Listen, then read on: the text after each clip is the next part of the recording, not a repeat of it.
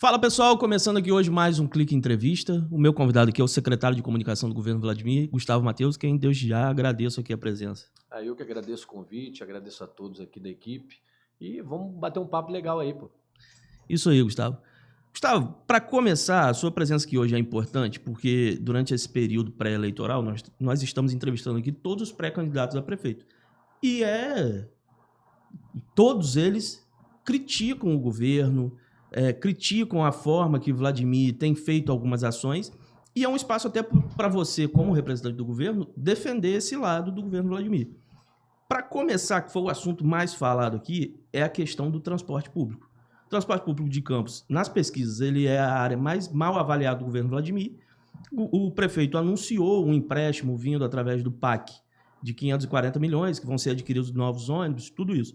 Mas essa é a solução do transporte de Campos, novos ônibus, ou tem que mudar o formato, alguma coisa assim? Bem, Fabrício, vamos lá. O papel de quem está na oposição é se opor, é criticar, sobretudo quem está atrás, né? Quem está atrás precisa buscar alternativas para ocupar o espaço de quem está em cima. Mas, referente à oposição, antes de entrar no transporte específico, o único cuidado que a oposição tem que ter, assim como você usou o termo da pesquisa, por exemplo, para a gente poder avaliar que o transporte é ruim, a oposição tem feito algumas críticas, inclusive aqui no programa, que não condizem com a realidade, não condizem com as pesquisas, né? Qual, por exemplo? Por exemplo, a empregabilidade, né? Eu vi muitos pré-candidatos aqui, pré-candidato a vice, algumas pessoas brigando com números, né? Campos hoje é a terceira no recorte recente, é o terceiro município no estado em geração de empregos formais, segundo o CAGED. Isso não é opinião, isso é um fato, é um dado que não está sendo respeitado por alguns entrevistados aqui que tiveram por aqui da oposição. Empregabilidade é apenas um de vários pontos que a gente vem citando. Um outro dado, por exemplo, que a gente vem vendo muitos pré-candidatos utilizando é que tudo que acontece de bom no município foi o Estado que fez. A gente tem que pegar número de novo. Qual é a realidade dessa ajuda do Estado no município de Campos? Porque ela não corresponde nem à metade. Ela é cerca de 30% ao que foi gasto só em infraestrutura. Vamos falar de infraestrutura, né? Então, assim, se você tem um gasto elevado, como teve, de infraestrutura, asfaltamento, enfim, equipamentos e tal, obra em geral, e você tem 30% dele do Estado, não foi tudo o Estado que fez. Você teve uma ajuda considerável do Estado, muito bom. O prefeito, isso também é de característica do prefeito Vladimir, que é o quê? Buscar recurso. Afinal de contas, foi uma das promessas de campanha. Naquele contexto, uma cidade quebrada, que todo mundo se lembra, não só para uma má gestão, mas também pandemia, diversos fatores econômicos e sociais. O prefeito teve o quê? Capacidade de fazer o que ele mesmo disse que iria fazer, buscar dinheiro novo. Aí emendas, auxílio do Estado, do governador, enfim, isso faz parte de um bom governante. Mas quando você fala em 30%, quais seriam os 70%? Algumas obras importantes, porque, por exemplo, o HGG foi com verba do governo do Estado, repassado ao município, asfaltamento, governo do Estado, bairro legal, a grande maioria com o governo do Estado. A grande maioria não, isso é um equívoco. Quais que não foram? Eu não vou lembrar de cabeça aqui, porque são vários bairros legais. Eu não vou saber dizer para você agora especificamente qual foi, qual não foi, enfim. Mas se iniciou muitos bairros legais com verbas do Estado e depois se terminou muito com verba própria. Mas uma reflexão que eu quero fazer com você aqui, só para você ter dimensão do quanto o governo teve que fazer com as próprias pernas. Por exemplo, você vai se lembrar, porque você cobriu com zelo todo aquele momento da pandemia, todas as unidades básicas de saúde foram fechadas. Todas. Vladimir teve que reabrir, só no primeiro ano de governo, diversas unidades, né? Muitas UBSs que foram reabertas até aqui. Assim, um número absurdo. Você não abre o UBS sem gastar. As UBSs estavam acabadas, quebradas, abandonadas, mato alto, sem pintura, sem equipamento, sem nada. Então, isso é um gasto, e é um gasto elevado, porque são muitas UBSs. A gente tem várias escolas, pandemia, nenhuma escola estava funcionando, que tiveram que ser reabertas, também gasto, infraestrutura. Enfim, a gente vai aqui percorrer um longo caminho aqui sobre o que o governo gastou, que foi bastante. Por quê? Porque estava precisando, a cidade estava abandonada. Muita gente que é de fora do município, quando vinha a Campos visitar algum familiar, ou voltava, que era campista e voltava por algum motivo, ficava espantado, porque já no cartão de visitas da cidade, que era a entrada do município, perto da rodoviária, né, no Shopping Estrada, já se assustava com o tamanho do mato, a altura do mato. Isso é um exemplo simples de cuidado com a cidade, que não estava tendo. Então, assim, é muito fácil a gente brigar com a informação como eles estão brigando pelo simples fato de estar na oposição. Mas também é perigoso, porque essa hipocrisia as pessoas estão vendo. Um governo que é bem avaliado, você precisa entender, você citou um ponto aí que é de fato, e aí eu não estou aqui para ser hipócrita, como alguns preferem ser, de dizer que o transporte está bacana. Porque, de fato, o transporte é o maior desafio do governo. Mas esses novos ônibus, isso seria a solução do transporte de Campos? Porque a gente entende que o transporte de Campos é muito complexo. Trazer novos ônibus, o que mudaria de fato? Então, Fabrício, a dificuldade do transporte vai além dos novos ônibus. É muito maior que isso. A gente tem um problema que você sabe, não é de hoje, né? Não é um problema criado pelo governo Vladimir. Isso é importante deixar claro também. É um problema que se arrasta há muitos anos. É uma coisa que ele herdou, que vem já historicamente, e assim, por incrível que pareça, e isso você deve ter tido acesso, assim como algumas pessoas tiveram, o transporte, segundo pesquisa, segundo opinião popular, melhorou até um pouco. Agora, está muito longe de ser o ideal. Ainda é a maior crítica ao governo e o prefeito tem total noção disso e trabalha todo dia para evitar isso. Não à toa ele se esforçou absurdamente nessa costura, que ele é muito habilidoso, muito articulado, para poder trazer esse recurso do PAC, para poder beneficiar o transporte, que são 500 milhões, né, cerca de 500 milhões. Teremos ônibus elétricos, enfim, um avanço gigantesco, mas que por si só não é a solução. Tem muita coisa ainda que o prefeito tem, e aí no tempo certo, ele com a sua equipe voltada para a área de transporte, deve falar sobre. Agora, é importante deixar claro, desde o início o prefeito vem se preocupando com esse problema, aceitando qualquer tipo de crítica nesse problema, porque aqui não tem ninguém cego, não tem ninguém que gosta de falar somente coisa... Não, a gente está aqui reconhecendo alguns entraves, e aí eu não vou falar erro, porque, como eu disse, é uma coisa que foi herdada e que está dando muito trabalho, né, para a gestão, mas que ainda assim está avançando. Mas não tem como, Fabrício, a gente ter um governo perfeito, né? Muitas áreas evoluíram, a própria saúde. Gustavo, criticam bastante a saúde pública de Campos. Gente, se vocês olharem a quantidade de equipamento, quantidade de reforma, de unidade, não só de unidade básica, mas de emergência, pronto-socorro, clínica de hemodiálise, o que a gente tem hoje em andamento ainda em Campos, na área de saúde, em termos de estrutura, é uma coisa gigantesca, né? Mas saúde é aquela máxima, né? Que até o prefeito de Belo Horizonte, o ex-prefeito de Belo Horizonte, o Alexandre Calil, usava um termo chulo para descrever, né, que o SUS lá a saúde pública de BH era uma bosta, ele usava o termo, era uma bosta. Mas era a melhor bosta do Brasil. Mas era a melhor bosta do Brasil, porque é muito difícil falar de saúde evitando as turbulências, porque existem. E assim, é difícil, por quê? Algumas pessoas não entendem o papel da unidade básica, né, e o papel da emergência, que são diferentes. E às vezes essas expectativas são frustradas na ponta, né? Mas aí tem um papel do antigo PSF, da ESF, que é a Estratégia de Saúde da Família, para fazer essa triagem. E as pessoas não compreendem isso quando vão à unidade básica de saúde. Mas o campista compreendeu o avanço da saúde.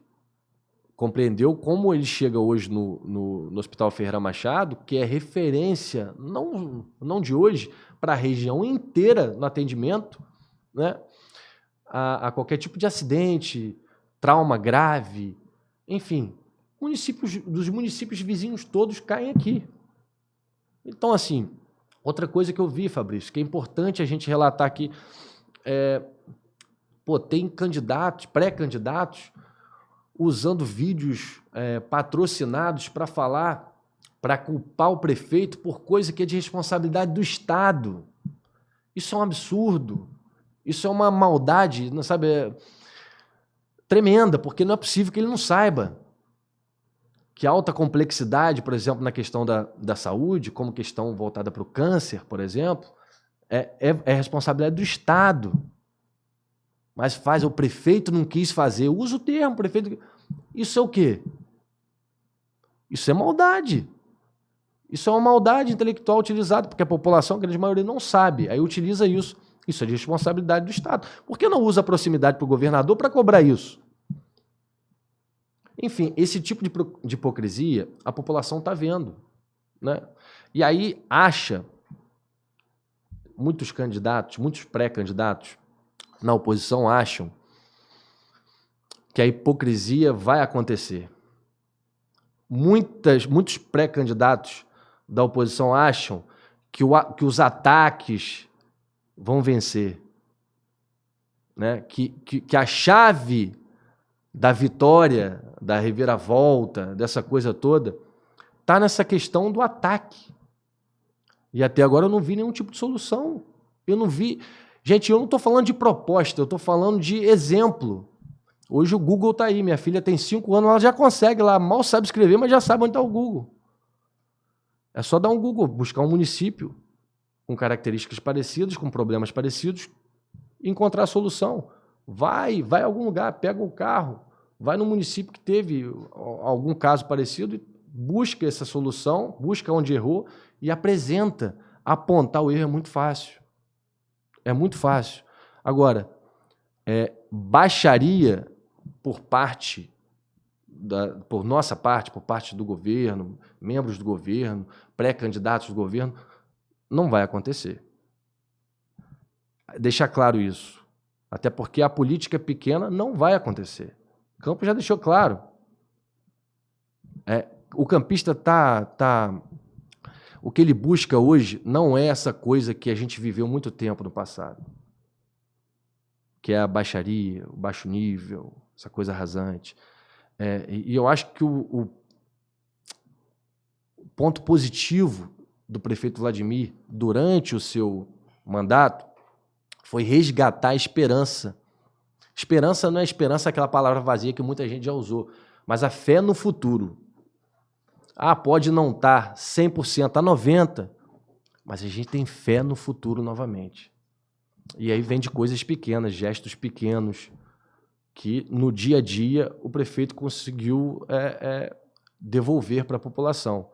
E a minha opinião, eu sou só uma pessoa, né? Eu não represento um grupo muito grande, não, eu sou uma pessoa, essa é a minha opinião.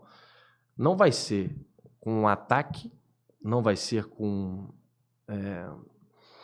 baixaria, não vai ser com nada disso, com ofensa, que a oposição vai conseguir apresentar o seu caso, apresentar a sua, sabe, eu estou aqui para isso, porque esse cartão de visita está muito ruim, e é por isso que eu acho que está tendo dificuldade da gente ter um debate saudável, né? Porque eu volto a dizer, política voltada para violência no discurso de ódio, ataque pequeno, não vai acontecer. Você falou que não vai ter baixaria. Tem acontecido algumas coisas aí em padaria, coisa assim, mas melhor a gente até passar batido, porque não compensa dar luz a esse tipo de episódio. Exatamente. Mas falando da geração de emprego, você deu uma pincelada aí no início, falando de geração de emprego. Hoje Campos tem, segundo dados do CAD Único, do governo federal, 250 mil pessoas cadastradas no CAD Único. Nós temos 150 mil pessoas abaixo da linha da pobreza em Campos. A cidade, você fala que é a terceira no estado em geração de emprego. Campos hoje tem 80 mil pessoas com carteira assinada, numa população de 500 mil pessoas. Por que essa geração de emprego não reflete na economia do município? Eu acho que reflete na economia do município. Eu acho, inclusive, e aí, assim, a gente pode aqui voltar a falar da onde a gente estava e aonde a gente está. Porque o contexto é tudo.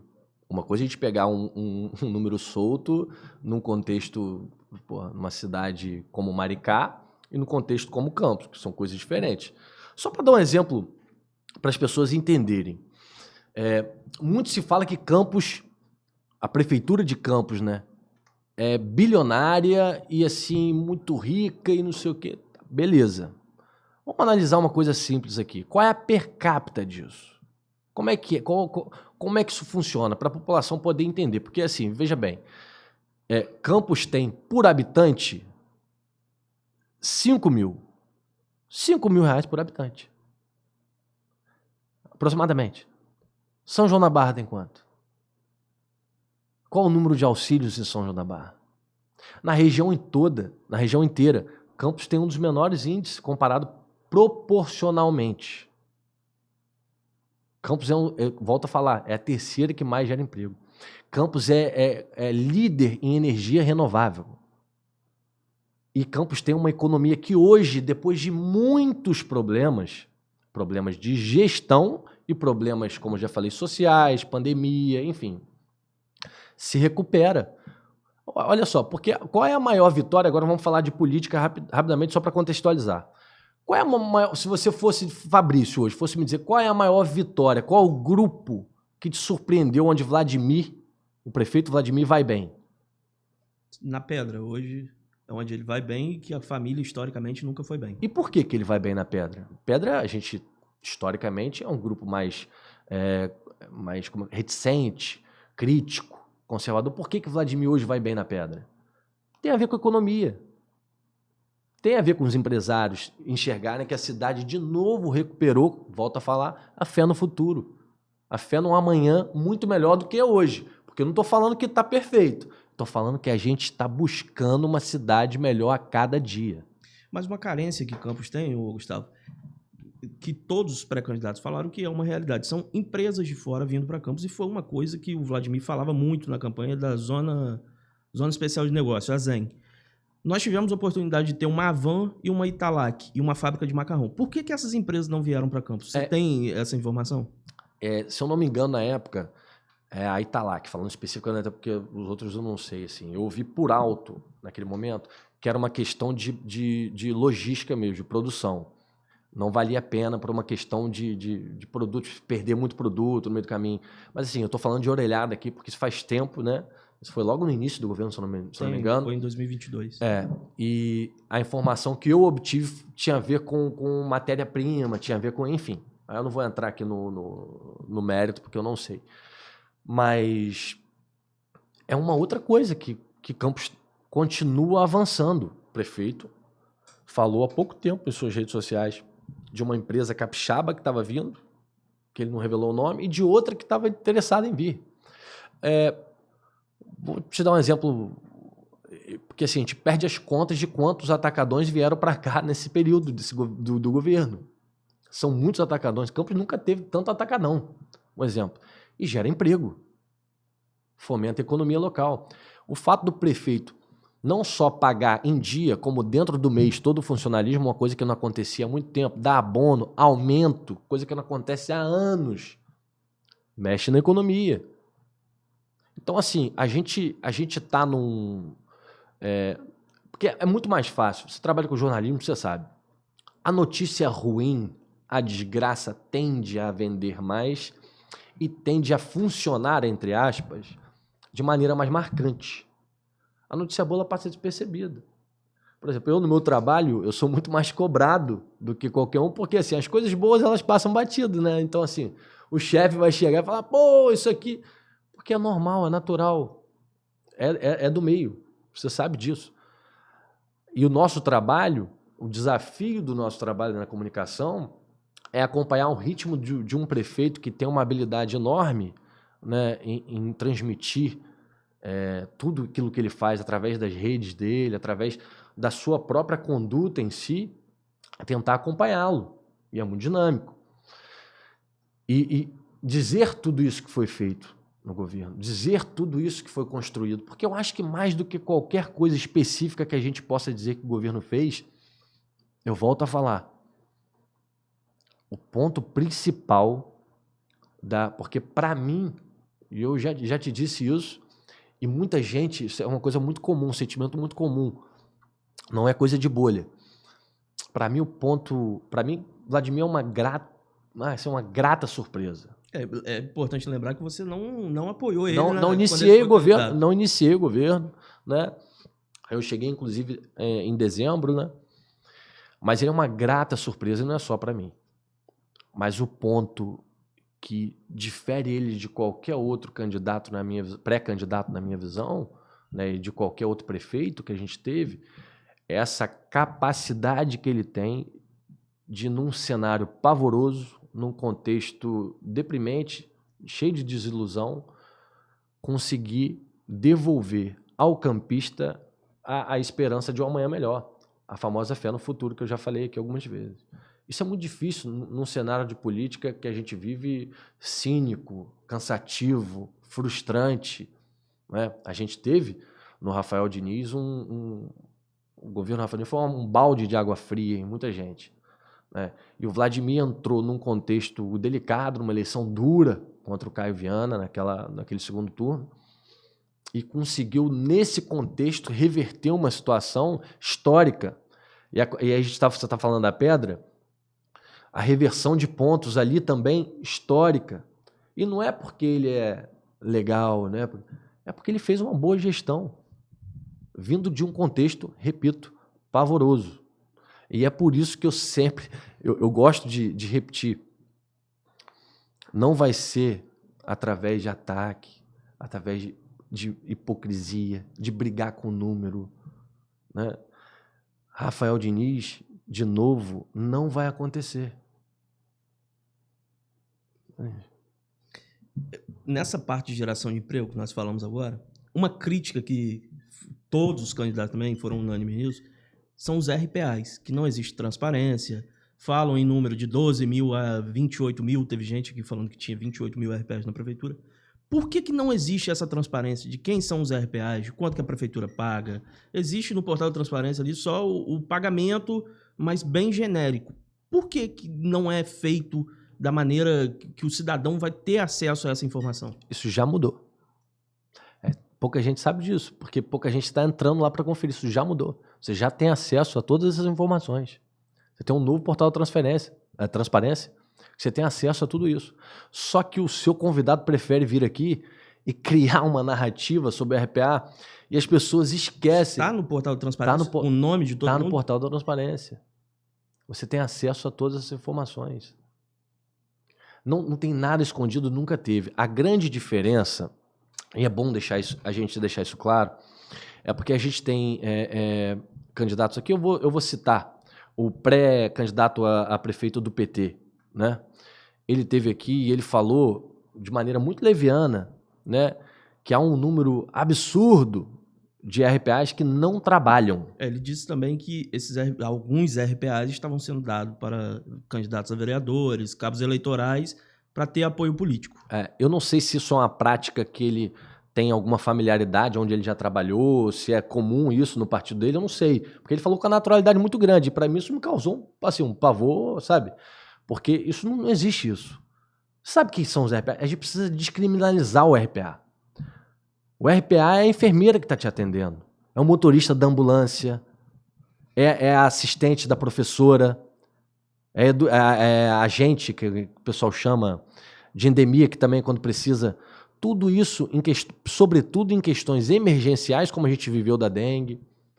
A gente precisa a máquina não pode parar. Um dos grandes e graves erros da gestão de Rafael Diniz foi dever quase 8 meses de salário ao RPA. A máquina para. A máquina para. Mas esse é um grande problema do RPA também, que o que acontece? Eles não têm direito a nada. Então, esses que ficaram 8 meses sem receber no governo Rafael, não vão receber esse valor. Então, isso é uma crítica que eles fazem também, que eles trabalham e não têm direitos. Mas já há um direcionamento, isso é público, né? Porque o prefeito buscou informação, o governo, a gestão buscou informação, fez tag, tudo isso. Tem um termo de ajustamento de conduta. Justamente. Com o TCE, né? Perfeito. Mas ninguém fala disso, a gente só quer criar história e narrativa para questões rasas, políticas, que eu repito, não vai acontecer. A gente precisa ter de maneira muito, assim, muito didática para entregar à população o que de fato é o RPA. Parar de descriminalizar o RPA. Nós temos hoje na cidade um número muito mais baixo do que se tinha no passado, mas aqui tem gente falando, o número de RPA... Isso é um absurdo. Eu não vou saber precisar, mas todo mundo tem acesso a isso, está no portal de transparência. Pô. Ô, Fabrício, olha só quantas pessoas se agarram em coisas tão pequenas porque precisam, né, como é que eu posso dizer? Precisam ter motivo para poder criticar alguma coisa na questão política. Né? Na questão política. Não teve, hora nenhuma, no governo Vladimir, nenhum RPA que estava lotado na Câmara. Mas isso já existiu? Isso existiu em outro caso, um caso do Estado. Ou não? Foi o caso do CEPERJ, né? Então, assim, o que eu estou querendo dizer? Parece que querem igualar um monte de trabalhador a um monte de, desculpa o termo, mas um monte de gente que não trabalhou, pô. E gente que trabalhou também, Fabrício. Porque olha só, como você falou, o caso da CEPERJ, com certeza, até porque eu sei por conhecimento de causa, teve gente que trabalhou. Então, assim, não é... A gente precisa parar de, primeiro, colocar todo mundo no mesmo saco. É uma coisa muito comum na política. E eu repito, hipocrisia não vai acontecer. A gente precisa parar com isso. Quer criticar a gestão? A gente acabou de sair de um ponto aqui que você acabou de levantar e que é uma coisa que a gente precisa melhorar, que é o transporte. Agora, a gente passa por um governo onde a recuperação da educação é histórica. É histórica. É histórica por vários pontos. Primeiro, pela devolução da dignidade dessas mães que estão tendo filho lá com merenda, estão tendo filho lá com uniformes novos, de qualidade, com várias escolas com estrutura muito superior do que já tiveram um dia. E, além disso tudo, a gente está caminhando para devolver, quem sabe, é uma coisa para se esperar, porque a gente pega um município sequer com nota no IDEB. E a gente, quem sabe, pode devolver o município aí com uma nota talvez boa ou razoável, porque a recuperação é absurda. Pegar um município sem nota no IDEB, mas não se fala disso. Eu não estou vendo ninguém, Fabrício, apresentar nenhuma alternativa aos problemas que eles mesmos estão tentando levantar. Eu quero, de verdade, que apresente a alternativa. Ajuda. Ué, o governo, Campos é a maior cidade de extensão territorial, tem essas particularidades que você vai lá de Espírito Santinho, Santo Eduardo, até Betioca, Farol de São Tomé. Então não é fácil. Não é fácil. Mas por isso que o trabalho da imprensa é importante, por isso que o trabalho dos influenciadores, até dos pré-candidatos e até da oposição. Mas quando se faz na bola, com razão, com clareza, a população de Campos já foi enganada. Rafael Diniz, de novo, não vai acontecer. Essa fórmula deu errado. É preciso encontrar uma nova forma de discutir política. E é nesse campo, o campo da solução, dos projetos.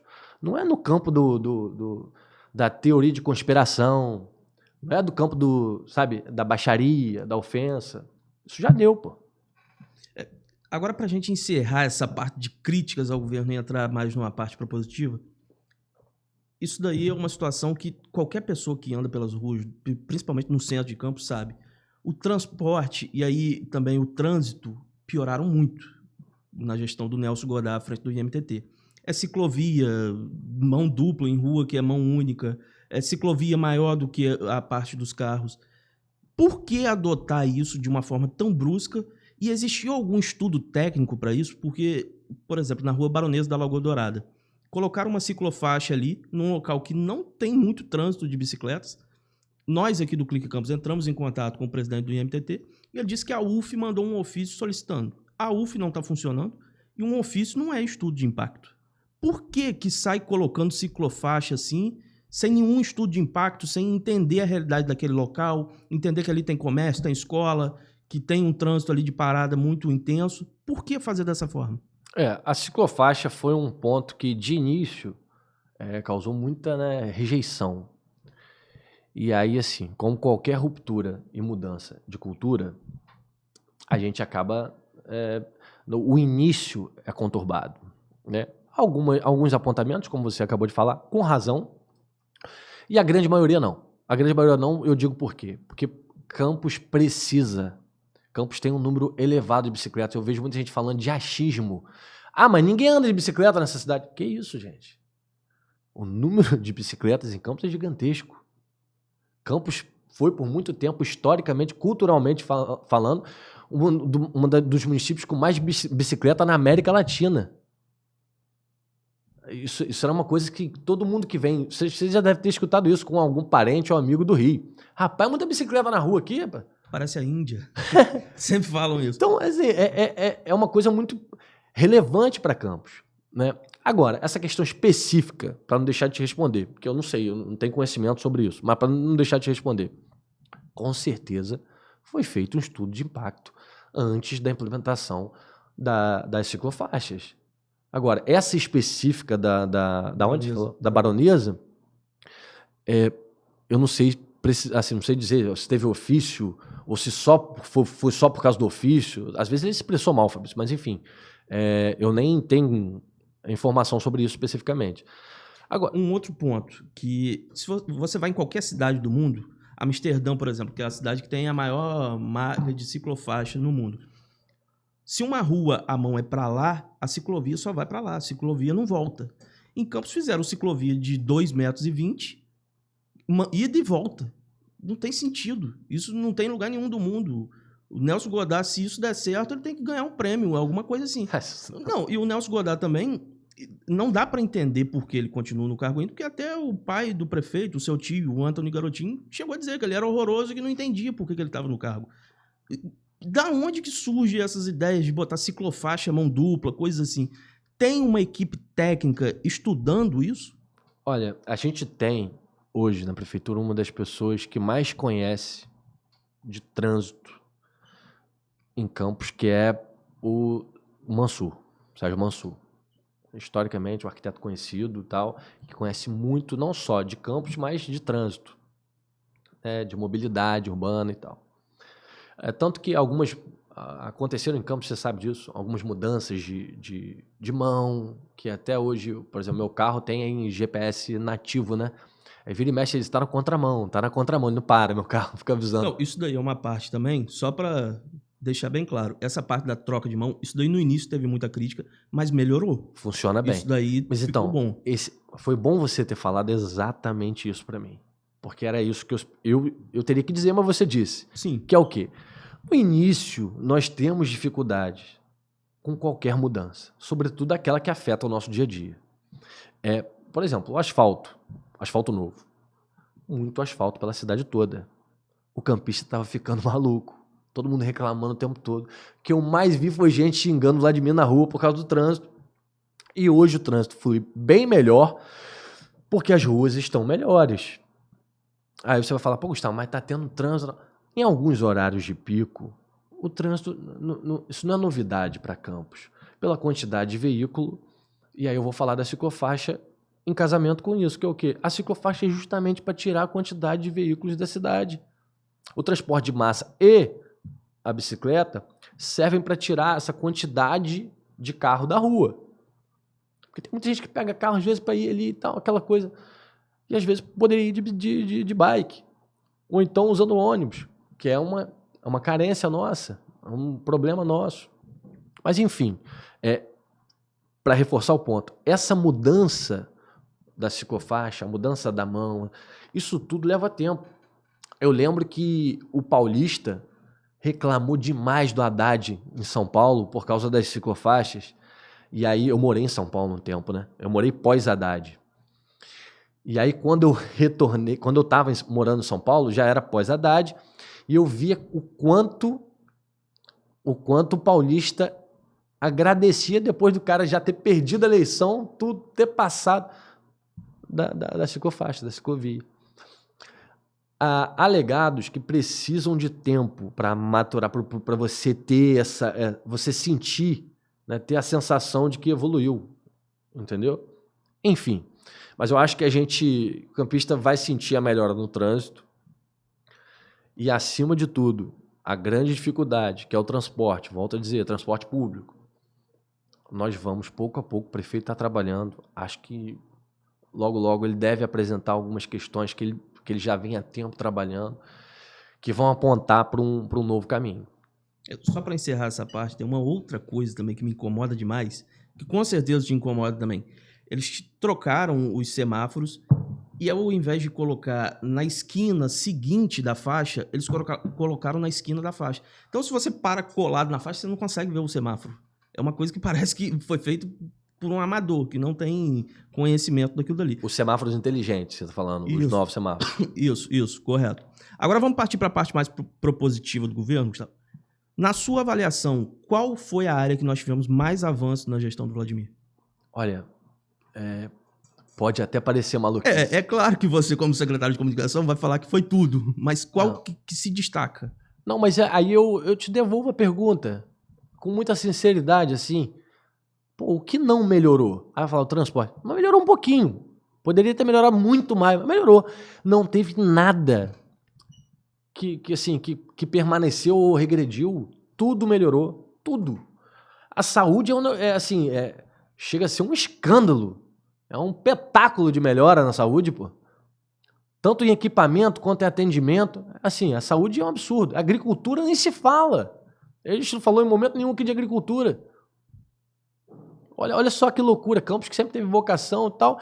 Vocação, mas dificuldade. Porque as pessoas confundem. Acho que é uma frase pronta, né? Campos tem vocação para agricultura e tal. E ninguém nunca apresentou nenhum tipo de solução. O prefeito Vladimir foi o que mais investiu em agricultura. Aí a gente vai falar de educação. Cara, olha que loucura. Todas as escolas fechadas. Era pandemia também. Pandemia. Todas as escolas fechadas. A gente tinha um vereador na Câmara que gostava muito de falar da educação. Gostava muito de falar da educação, de bater na educação e papapá e papapó. E que tem esquema, e que tem um monte de, besteira. Falando bobeira, besteira. Aquele cara que fala, é o que eu volto a falar, o tipo de coisa, tipo de bravata, de lorota que não vai acontecer. Né? Não vai acontecer aqui, porque com ele lá aconteceu, né? Teve operação nas escolas estaduais, né? Teve diretora presa, né? Enfim, é o tipo de coisa que a gente, quando o camarada quer apontar para cá, por isso que eu levantei a questão do pré-candidato do PT. Quando a gente levanta alguma coisa assim com muita facilidade e de forma leviana, sem nenhuma informação, é porque tem algum conhecimento de causa, não é possível, né? Porque eu não estou vendo isso, a população não está vendo isso.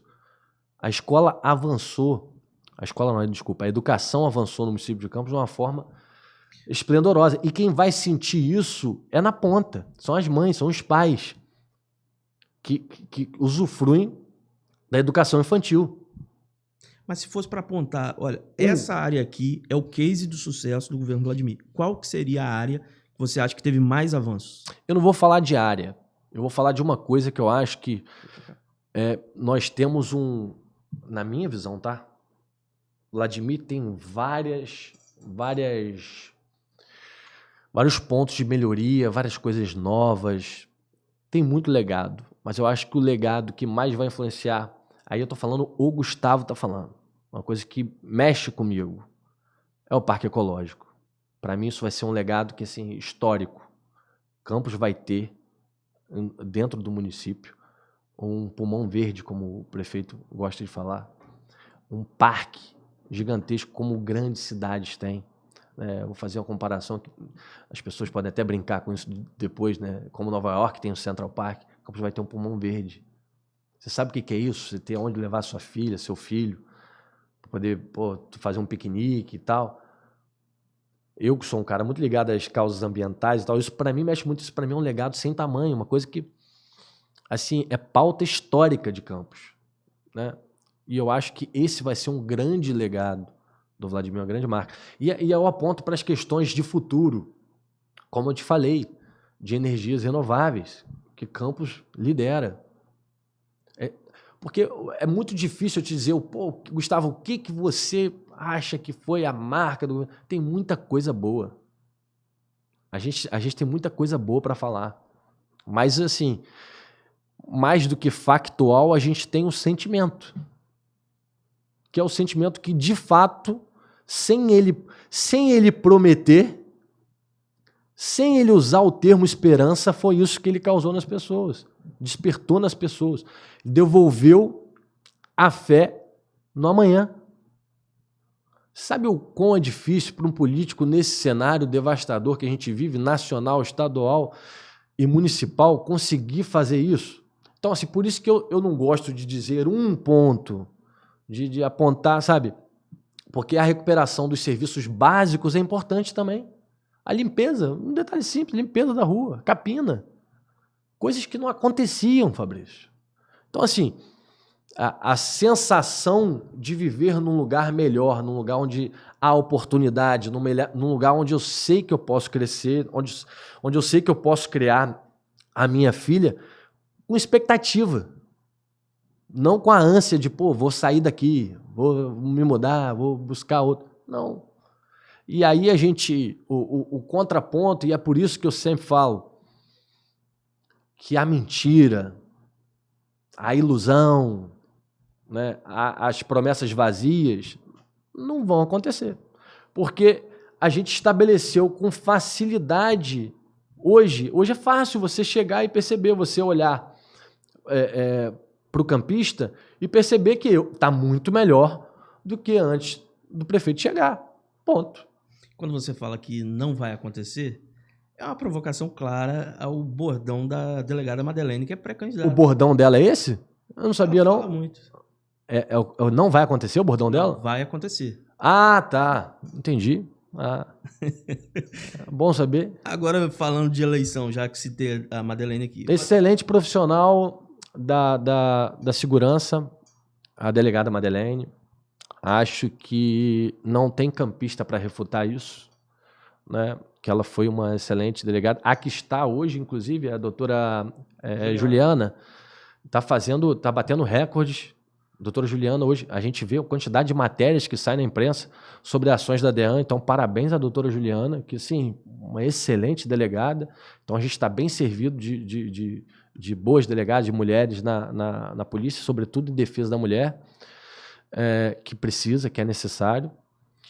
E a gente tem que saber separar as coisas, né? Porque assim, uma coisa é a delegada, outra coisa é a pré-candidata, né? A gente tem, eu, por exemplo, acabei de falar agora do pré-candidato do PT, não tenho nenhum problema, pelo contrário, acho uma pessoa excelente e tal, mas a gente tem que saber separar as coisas.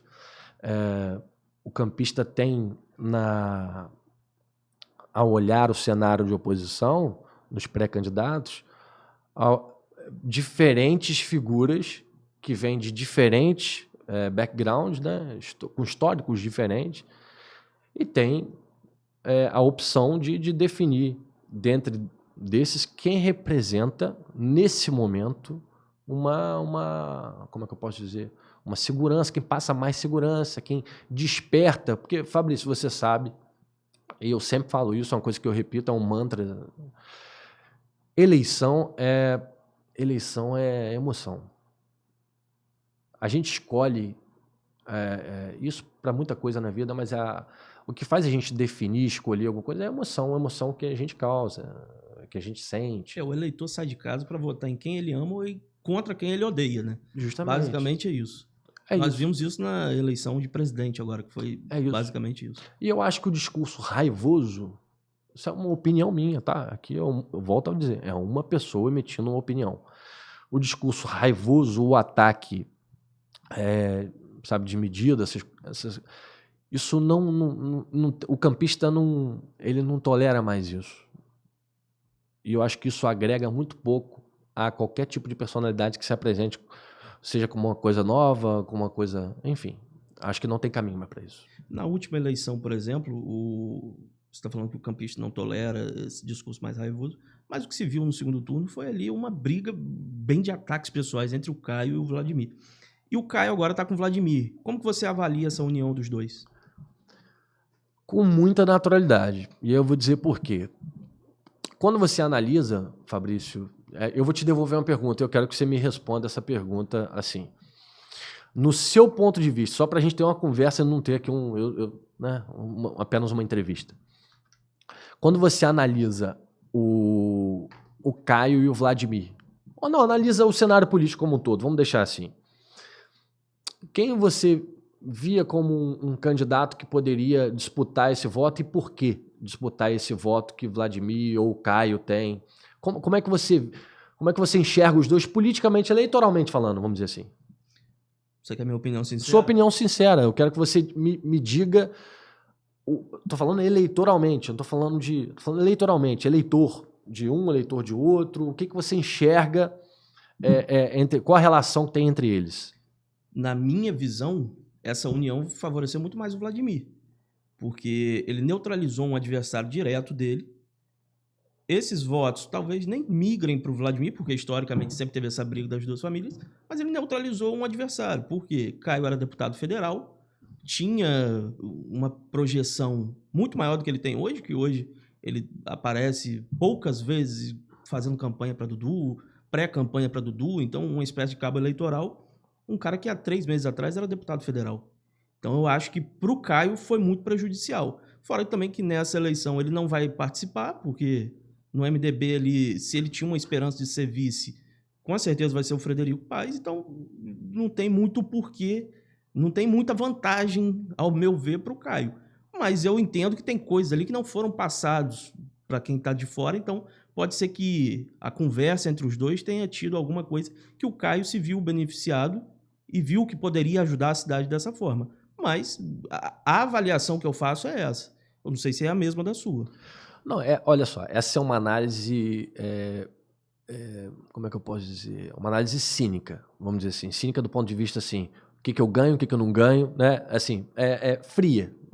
Uma análise fria de quem está de fora. Eu não tenho as informações que você, por exemplo, não, tem. Não. Porque eu sei que você participou desses encontros, eu sei que você estava ali e você acompanhou as conversas. Você pediu minha opinião Isso é perfeito. É não, porque é bom porque para eu trabalhar em cima do que eu vou falar agora, eu queria ter esse feedback para a gente poder chegar no meio do caminho.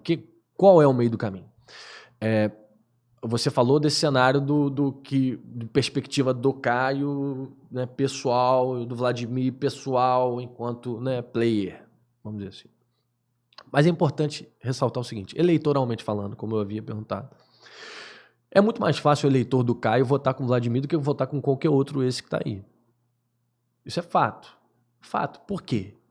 Por causa da similaridade que há entre os grupos. O que isso quer dizer? Quando você vai conversar com um cara mais antigo, conversar com uma pessoa mais antiga, ele vai falar do governo Arnaldo Viana, ele vai fazer um paralelo do governo Arnaldo Viana com o governo do garotinho lá atrás. Um exemplo. Mas aí entra o ponto. O eleitor do Caio é o eleitor do Arnaldo. E o eleitor do Arnaldo é aquele cara que via uma certa injustiça acontecendo com o Arnaldo, uma perseguição do grupo de garotinho, aquela coisa toda. Então eu não sei se essa pessoa que sempre, foi o que nós falamos, a pessoa vai votar por amor ou ódio ao outro candidato. Então aquela pessoa que tinha um amor ao Arnaldo e via ali que ele poderia estar sendo injustiçado, não acho que esse voto migra. Mas esse é um sentimento de bolha política. Esse é um sentimento de quem está... O sentimento maior, que é de realização, que é de política pública, que é de quem fez mais para quem mais precisa, no social, por exemplo, quem teve com a saúde melhor, quem entregou serviço básico de qualidade e tal. Essa comparação, ela existe. E o Caio tem que fazer a análise. Qual a análise o Caio vai fazer? Olha só, o Caio não queria disputar a eleição, provavelmente, né? Eu não vou disputar a eleição. Desses que estão aí, quem está fazendo... O Caio foi, assim, de uma grandeza, só você analisar. Você até disse que foi ruim para ele. Ele foi de uma grandeza gigantesca ao reconhecer que o prefeito Vladimir faz um bom governo, que ele prefere muito mais estar aliado a isso do que o que estava acontecendo do outro lado, que eu volto a dizer, não vai acontecer. Né? Você acha que é uma grandeza da parte dele abrir mão de um mandato de deputado federal Pra hoje Não é? aparecer como cabo eleitoral do Dudu, em reuniões, coisas assim. Cara, mas aí, olha só, mas aí é narrativa política. Eu tô falando Não, vamos lá então. Você trocaria um cargo de deputado federal? Parece até aqueles quadros do Celso Portiolli. Você trocaria uma casa por uma boneca, uma coisa assim. Mas você trocaria um cargo de deputado federal para estar envolvido em campanha de vereador, algo assim? Mas ele não, olha só, ele não abriu mão do cargo de deputado para ser cabo eleitoral de ninguém. Não foi isso. Ele abriu mão para poder estar ao lado certo da história, segundo ele, segundo as crenças dele, segundo o que ele acredita, o que ele enxerga na política hoje. O lado certo da história é, segundo, a gente está fazendo uma conjectura aqui, tá? Né? Eu não sei o que se passa na cabeça dele. Não, é até bom para você explicar isso. Sim. Se eu sou Caio, e aí eu posso te dar um exemplo pessoal meu, né? Que eu vou entrar aqui daqui a pouco. Gente, ele não nasceu deputado. Ele não vai morrer deputado. Ele pode depois disputar a eleição de deputado de novo. Agora, é muito mais importante estar no lado certo da história de um município que sofreu bastante nos últimos anos do que escolher o conforto. Ele não escolheu o conforto. Isso é de uma grandeza muito grande. Eu fui secretário do governo Rafael durante 1 ano e pedi para sair porque o governo não estava andando. Muita gente falou, você é maluco, rapaz. Tá largando o trabalho de renda e tal, não sei o quê. Na época, larguei, porque eu não me sentia bem. E aí, como é que eu vou julgar Caio de uma maneira mais cínica ou mais, sabe, preto no branco? Não, eu não sei o que ele estava sentindo naquele momento. Ele se identifica com Vladimir em algumas questões. E aí a relação avança para além disso. Inclusive, depois. Aí tem a questão dele com pais, que tem uma ótima relação com pais. E eu acho que ali a amizade vai acabar prevalecendo na hora certa. Assim, tem alguns fatores que a gente não tem conhecimento e tem o que tem na sua cabeça, na minha cabeça, que ninguém sabe, a não ser que a gente diga, né? Agora, eu vejo, minha visão, de uma grandeza enorme o movimento dele, porque ele está, na minha opinião, abrindo mão de benesses para si, para apoiar o que ele considera que é o melhor para o município que ele ama. Eu vejo assim, hoje, a dificuldade que a gente encontra na política de ter um quadro que a gente se identifique, que faça a gente despertar. Eu adoro política. E eu volto sempre, Fabrício, para quando lá atrás eu cheguei para minha mãe e falei assim, pô mãe, eu quero entrar para política. Eu trabalhava escrevendo, né? Fazendo críticas, escrevendo sobre política, né? Apresentando soluções, aí cheguei a ser dirigente partidário. E aí minha mãe fez a pergunta mais importante de todos os tempos, e ela é tão simples. Por quê? Para quê? E essa reflexão que a gente não pode deixar de se perguntar. Eu preciso me perguntar isso todo dia. Por que eu estou aqui? Por que eu faço o que eu faço? E todos esses agentes devem fazer isso. E aí eu pergunto para a grande maioria da oposição, por que eles são candidatos? E aí eu pergunto, por que eu estou aqui? Por que o Vladimir está lá? Essa é a pergunta mais importante. Eu respondi, minha mãe é uma coisa muito simples, tal, isso tem mais de 10 anos. Eu respondi, eu quero ajudar as pessoas. Então, se eu quero ajudar as pessoas, eu não posso colocar os meus desejos à frente do interesse da população. E eu acho que Caio fez isso. Agora, posso estar equivocado, mas é a minha percepção das coisas. E aí eu volto a perguntar, quais são os interesses de quem se opõe apenas por se opor? Qual é o interesse de quem ignora completamente a população ou que ela acha apenas para poder, de repente, cumprir alguma agenda de algum grupo, cumprir alguma agenda pessoal, e aí não tem a verdade como limite, não tem números como informação, como dados, fala o que pensa, solta o que quer, usa mentira de uma maneira tão vulgar que eu acho que diz mais mentiras do que palavras quando fala. O medo que eu tenho é que figuras como o prefeito Vladimir se cansem de se perguntar por que estão aqui e saiam do jogo. Ou se entreguem ao cinismo. Porque aí a gente vai ter só candidato, só pré-candidato desse naipe. Do naipe do qualquer coisa vale, digo qualquer coisa, papapá. Eu acho que a gente está... E esse é o gol de placa do prefeito, Vladimir. Devolver para o Gustavo aqui, que está falando, para mim, que já estou nisso há um tempo, a esperança de que a cidade vai ser ainda melhor, de que o amanhã vai ser melhor que o hoje, de que Campos tem futuro. Isso para mim, Fabrício, é a melhor coisa que ele poderia ter feito para mim enquanto pessoa e como agente político hoje. Nós já falamos aqui da Madeleine, do Jefferson, tem também o Thiago Rangel, Clodomir, Buchaú, acho que só, né? O Magal retirou, né? Magal retirou, eu acredito que só esses. Como que você avalia esses nomes também na disputa? Fabrício, todo mundo tem direito a se candidatar. Todos eles precisam se perguntar o porquê são candidatos, como eu falei agora, porque é fundamental essa pergunta. E é fundamental que ela seja respondida com sinceridade, né? Não vou avaliar, vou dar uma de Arthur Jorge aqui, técnico do Botafogo, que eu não gosto de avaliar jogador individualmente. Não vou avaliá-los individualmente, porém, eles têm uma coisa em comum, né? Eles têm uma coisa em comum. O que seria? Todos eles são oriundos do mesmo lugar. Todos eles... Qual lugar? Todos eles fazem parte do grupo de Rodrigo Bacelar, de certa forma. Às vezes direta, às vezes indiretamente. Onde hoje tem o próprio ex-prefeito Rafael Diniz, que eu tenho certeza que teve um papel importante ao trazer a Madeleine para o grupo, para ser candidata, para ser pré-candidata, né, até pela relação.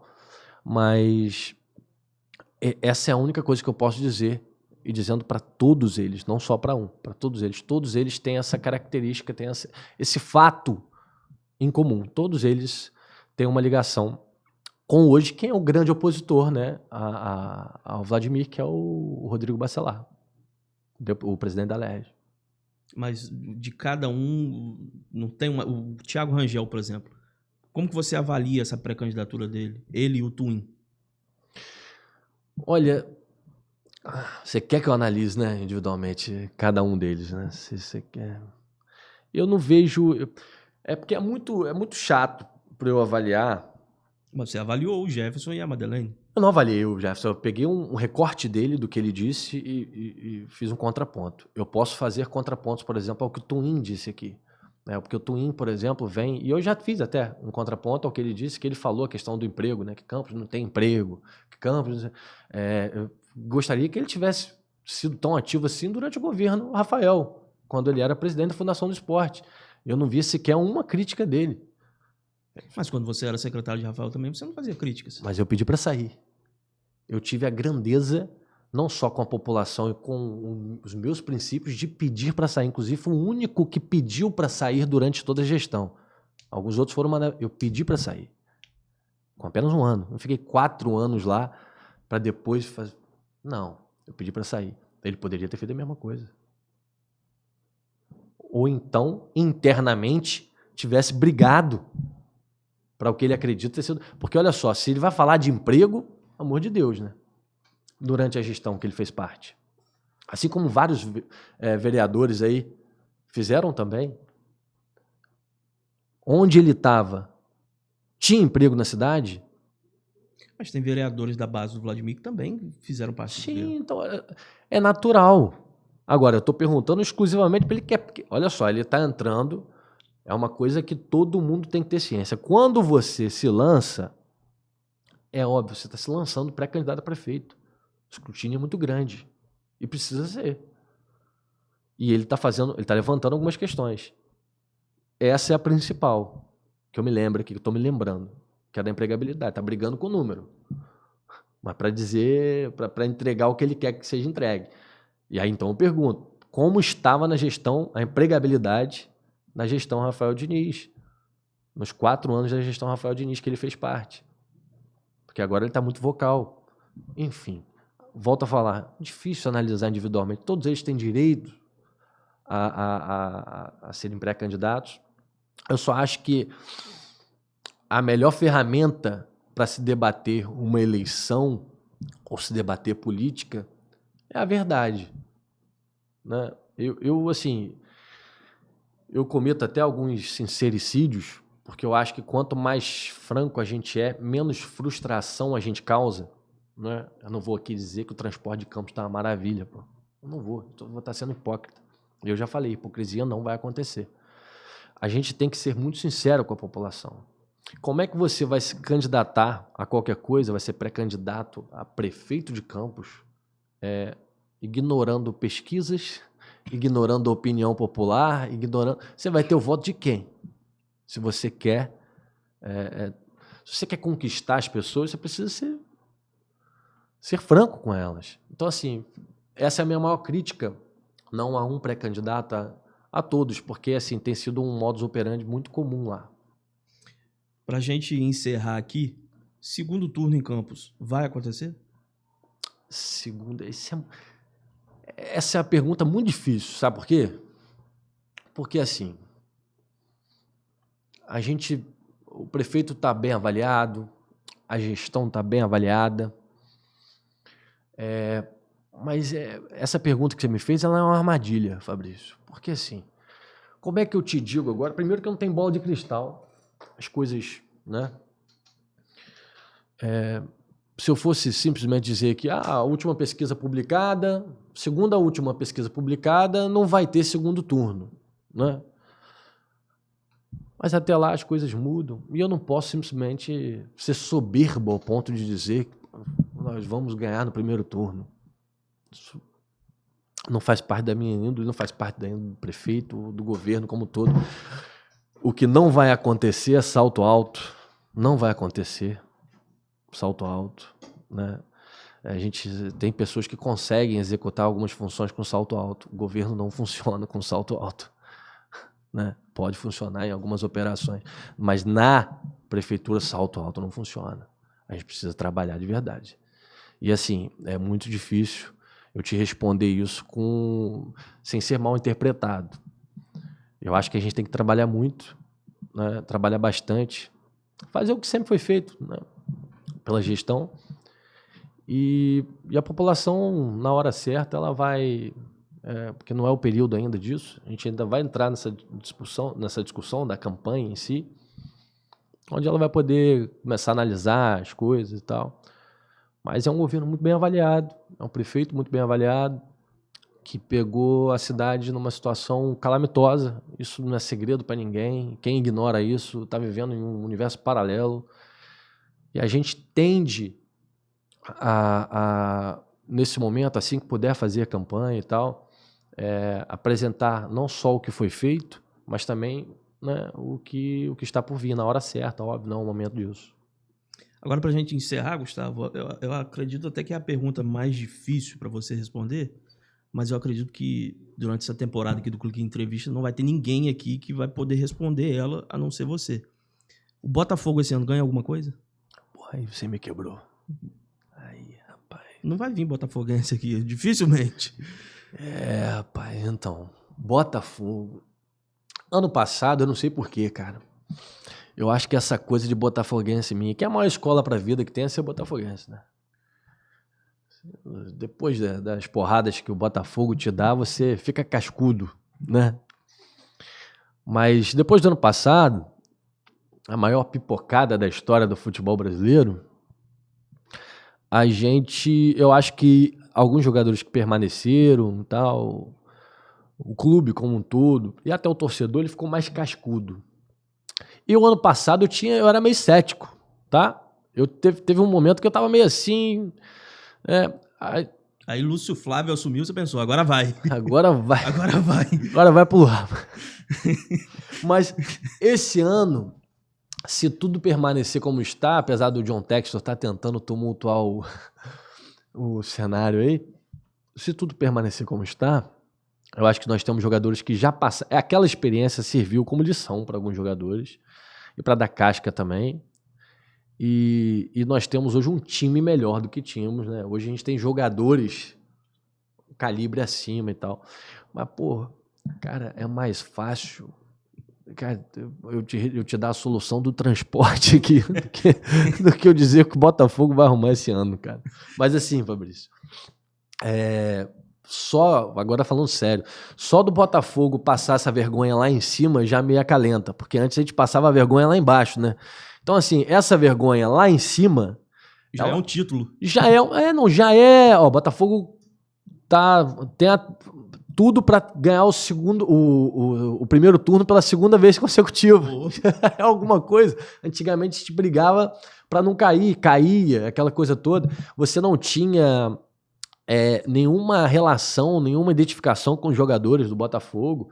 Então, assim, hoje você tem um Tiquinho que a torcida adora, pô, o Luiz Henrique tá jogando demais ali, você tem um zagueiro baixo, você tem um time bom ali. Então, assim, eu acho que esse ano alguma coisa aí, porque tá disputando os 3 títulos ainda, a Libertadores contra o Palmeiras, que é dificílimo, nos oitavos um time cascudo pra caramba, e Copa do Brasil, que é contra o Bahia, só pedreira, que tá com um timaço, e o Brasileirão, né, que é muito difícil.